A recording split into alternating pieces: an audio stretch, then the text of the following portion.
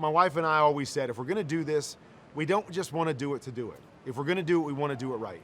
And so we've actually had a number of different writers along the way, and every time we've gotten a script, we said, that's not the story. That's not the story that we wanna tell. That's not the essence of what we want this to be.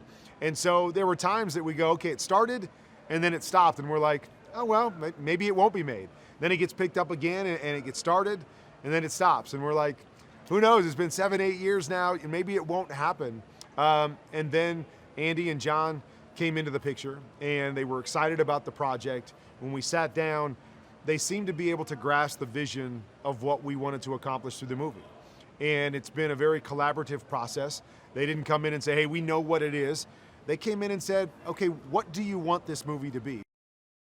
My wife and I look at two different parts of this. For me, it was all about the story. Like, I wanted to get into the script, and I wanted to break down different things that I saw being critical in the timeline and how this was playing out. So that was my piece, was, you know, I would give them all kinds of revisions on the script, and hey, have you thought about this, or how about changing that, or you know, the wording here, I like this better. So I was, you know, involved heavily in that part of it.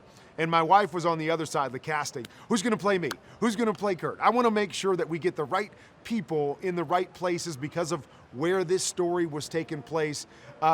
Obviously her hair, that was a big thing. Okay, whoever plays me has gotta be able to get the hair right, because that's such a big part of who Brenda is and her story, and kind of the personality that she has really been able to be shaped and seen through a lot of her hairstyles.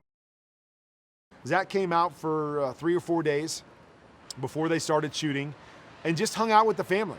You know, he asked some specific questions, but I think more than anything, he just wanted to watch me. And okay, who is this guy?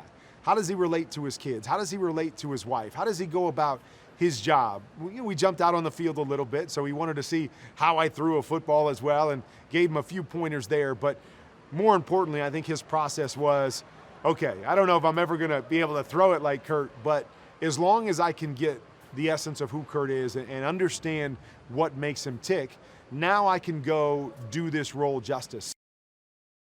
Mark Ellis, Clint Dolezal, those two guys coming together to put together specifically the arena stuff, it looks tremendous.